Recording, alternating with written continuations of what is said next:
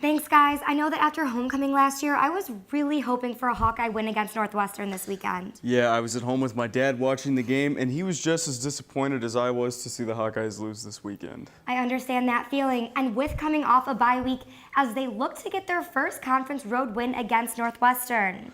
This one got off to a slow start with Iowa taking the first lead of the game off a Noah Fant touchdown with just 40 seconds remaining in the first half.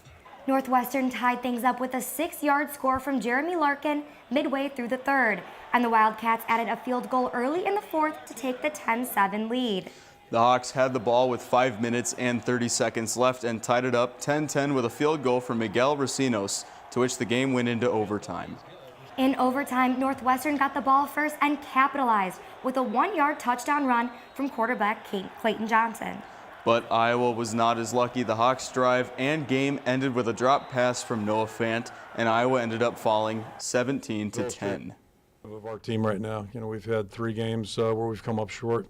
2 of them, 1 touchdown, the other one, less than that. So those are the things that we're going to have to improve on. We're going to have to find a way to do a little bit better, be a little bit more detailed, and find a way to make a few more plays during the course of a game so we can swing the outcome. The last 3 games we've lost, were all by 1-possession games. So it just comes down to focusing harder, preparing harder, and then just working harder every day and every week. Because obviously something that we're doing, we got to figure out how to finish games, and that comes with the preparation on Sundays, starting Sundays throughout the week.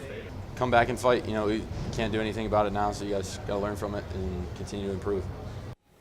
Iowa is going to have to abide by Kirk's 24-hour rule, as 2 out of their next 3 opponents are ranked in the top 10.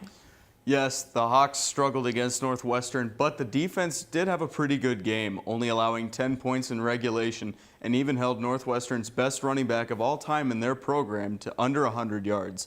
Daily Iowan TV's Bo Bowman has more.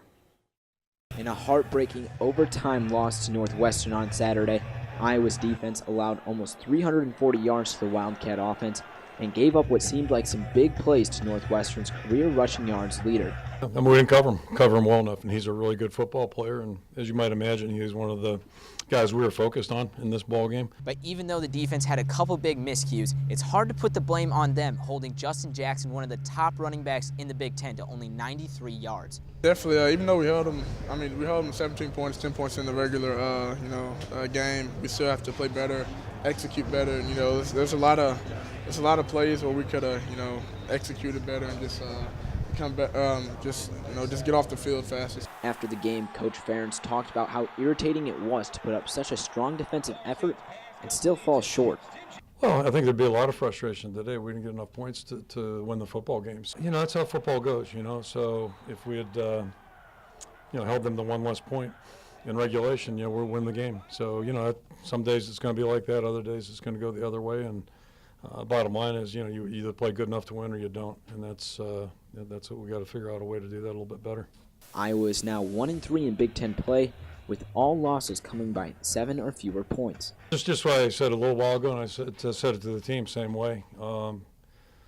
Close games, you have to find a way to win close games. Iowa will continue Big Ten play this Saturday at home against Minnesota for the battle for the Floyd of Rosedale. From Evanston, Illinois, Bo Bowman, Daily Iowan TV Sports. Before the game on Saturday, Iowa announced star middle linebacker Josie Jewell and safety Brandon Snyder would not play due to injury, but did not specify what those injuries were, and that they would have more for us Tuesday at the press conference. The Iowa field hockey found some success this weekend and put an end to a 3-game losing streak. The Hawks pummeled Michigan State on the road on Friday, winning 7-1 in a game that saw 6 different Hawkeyes score.